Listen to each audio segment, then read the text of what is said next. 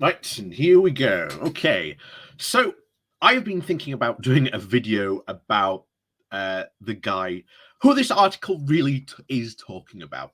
It's not really talking about anyone else. It's specifically this guy.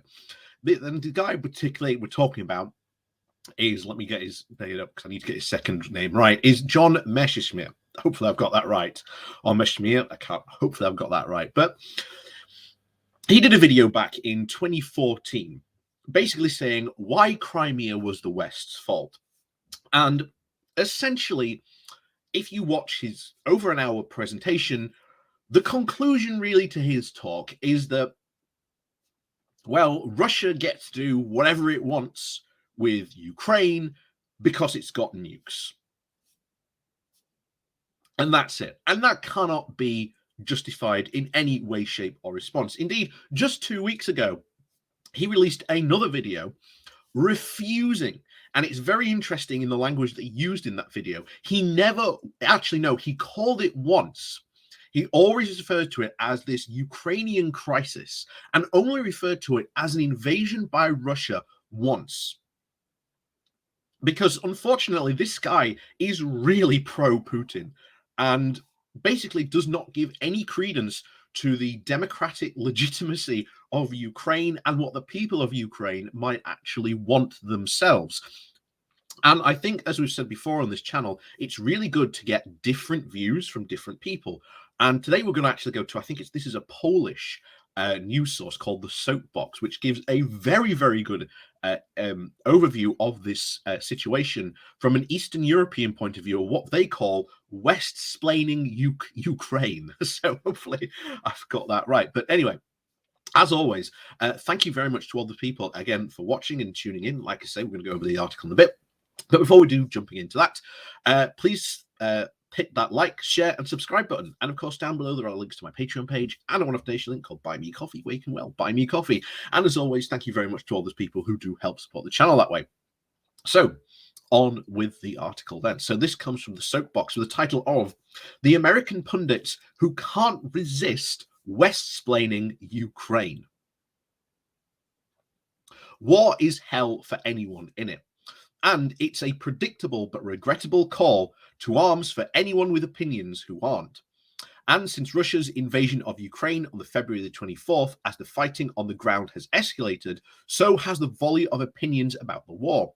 And for Eastern European scholars like us, it's galling to watch the unsensing streams of Western scholars and pundits condescended to by explaining the situation in Ukraine and Eastern Europe in ways in often ways that either ignores the voices from the region, treating it as an object rather than a subject of history, or claiming to perfectly understandable Russian logic and motives. And Eastern European online circles have started using the new term to describe this phenomenon of people from the Anglosphere loudly foisting their analytical schema and political prescriptions onto the region as Westsplaining. And the problem with Westsplaining is it is illustratingly particular when the pundits Westsplain the role of the eastward expansion of NATO in triggering Russia's attack. Eastern Europe is maddeningly complex. It doesn't even have a clear definition, spanning from the Baltic states of Estonia, Latvia, and Lithuania down to, depending on who you ask, through Poland, Belarus, Slovakia, Czechia, and Hungary. And then to the east, that also encompasses Moldova and south of Romania, Bulgaria, and perhaps even taking in other countries. The region has very little to give it cohesion and is not certainly unified culturally, religiously, linguistically, and radically politically, or even geography. Greece and Finland are even further east, but they never get included in this category. Georgia, of course, is even discontinuous from the others, yet it is often included. And the Ukraine conceptual membership and even the very existence are currently at stake in this current conflict. If anything does unite the region, it's the historically unfortunate location has made it the plaything of empires. Its borders very dubious and made and remade over the centuries. Most recently, though, through its emergence of the collapse of the USSR and defining the geopolitical future of the region that has put it to define from the outside of the Polish linguist Paul let me say this right, Paul Talsowitz, hopefully I said that right, puts it there as there is relatively little of Eastern Europe in Eastern Europe itself. There is more in Western Europe or in the West generally.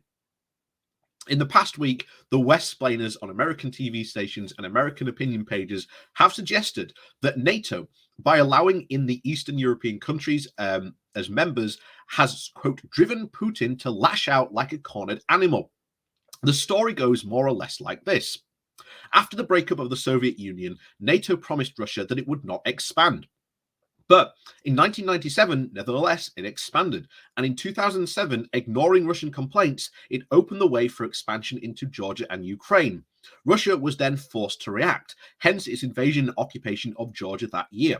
Later, when the US sponsored protests, again, sponsored protests to depose the Ukrainian president Viktor Yanukovych for abandoning the country's pro-Western course, Putin again reacted, this time invading and occupying Donbass and Crimea in 2014. And he is now trying to take over Ukraine to head off the American influence in the region.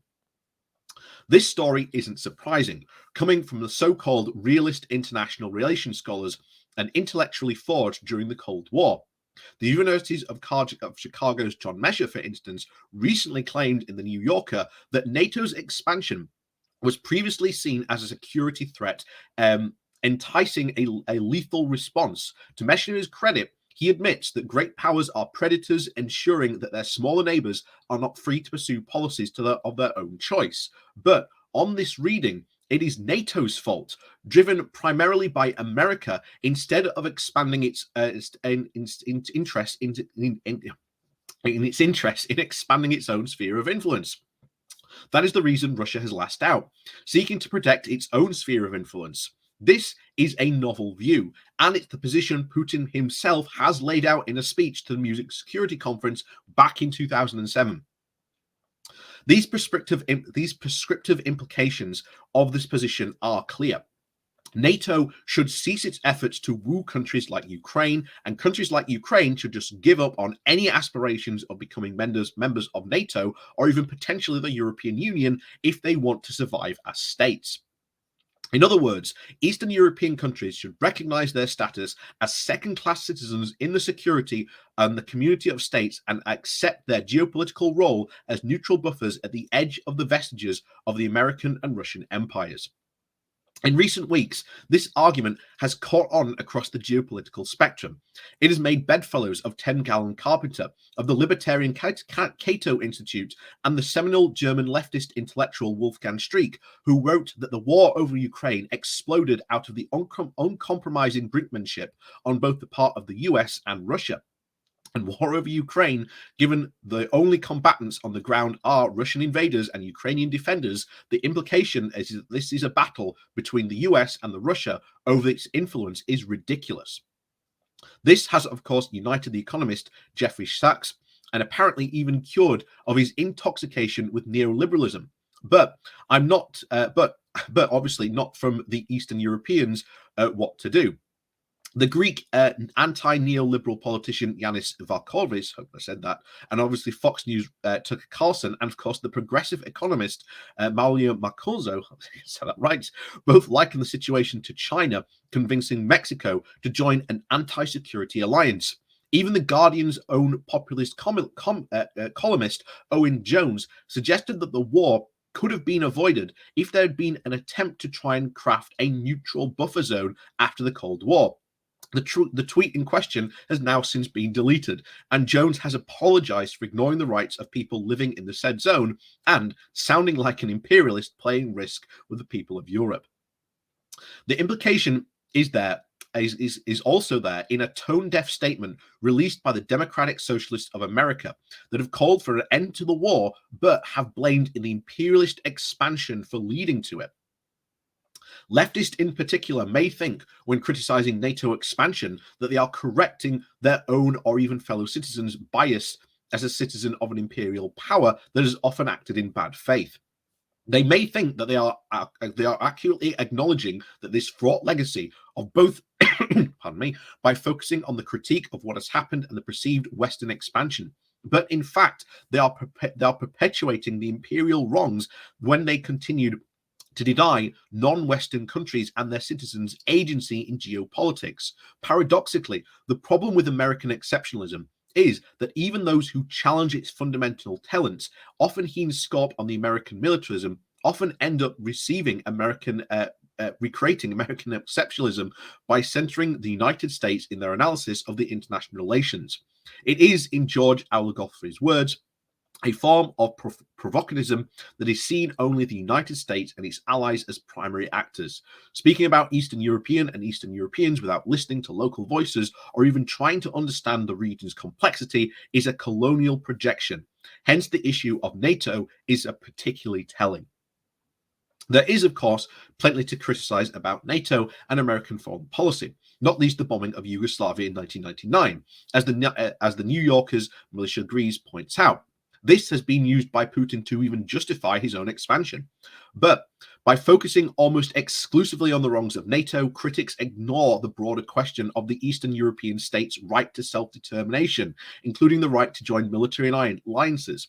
Westsplaining ignores the Eastern European history of the perspective of the Eastern European nations and selectively omits the facts of the grounds about NATO expansion. As much as US militarism and imperialism should be criticized, it has to be acknowledged that the Eastern European is not the US or NATO, who have been an existential threat. In the 20th century, the formative experience of these countries in the region was directly and indirectly under Soviet control. States like Hungary, Czechoslovakia, or Poland, although nominally independent, were free to pursue their own policy, either domestic or foreign. And Hungary and, of course, Czechoslovakia were invaded by the Soviet Union when they tried to steer off the Moscow prescribed course. Poland's Soviet-imposed authorities brutally repressed the popular protest in 1965 and twice in the 1970s, and then again in 1981. Ukraine didn't even have the luxury of formal independence for their opposition to have forced collectivization. Ukrainians paid a very dear price, the Holodomor, and the deliberately engineered famine, killing between 3 and 12 million people. And of course, the Eastern Europeans' calls for NATO and EU membership stem from that historical experience of oppression. Any analysis that does not acknowledge it is doomed to be incompetent and at best false at worst. And that's what I've been saying for so long on this. This leads us, of course, to the second point. NATO did not expand into Eastern Europe. Czechia, Poland, and Hungary in 1999, and the Baltic countries, among others, in 2004, actively sought membership into the alliance. This is not just semantics. There are, of course, historical reasons mentioned above. And the West has desired the political direction associated with prosperity, democracy, and freedom. Despite the limitations of Western liberal capitalism, democracies, and the implementation of the model in Eastern Europe, that being received at the end of the Russian imperialism, many Eastern Europeans looking forward to NATO membership also as a means of securing their own sovereignty. NATO, in other words, would not have expanded into Eastern Europe if Eastern European nations did not have wanted and actively pursued it. In 2020, the Pew Research Center data showed that Eastern European members generally see NATO very favorably. 53% of Czechs have a positive opinion about NATO, as do about 77% of Lithuanians. NATO's most enthusiastic supporters are Poles, with at least 88% supporting the alliance, and 53% of Ukrainians view NATO favorably, compared to the 23% who view it negatively. This support, one might argue, as do some Eastern European critics, is misguided, short-sighted, and Westphalic. But it is also understandable and undeniably shaped and precisely by the fear of what is currently happening in Ukraine. This is critical when it comes to understanding the current war.